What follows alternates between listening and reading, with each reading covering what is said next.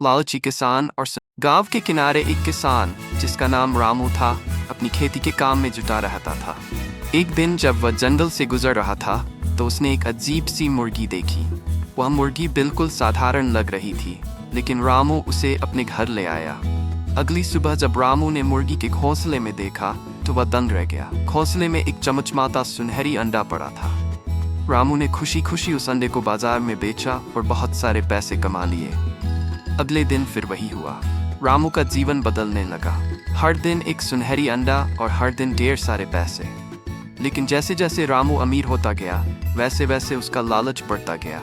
उसने सोचा अगर मैं इस मुर्गी को काट दूं तो मुझे एक साथ सारे अंडे मिल जाएंगे और मैं और अमीर बन जाऊंगा। लालच के अंधेपन में उसने बिना सोचे समझे मुर्गी को काट डाला। लेकिन जब उसने मुर्गी को चीरकर देखा तो उसके अंदर कुछ नहीं था, ना कोई अंडा ना कोई खजाना। रामू की सारी उम्मीदें चकनाचूर हो गई। अब रामू के पास ना मुर्गी बची और ना ही सुनहरे अंडे।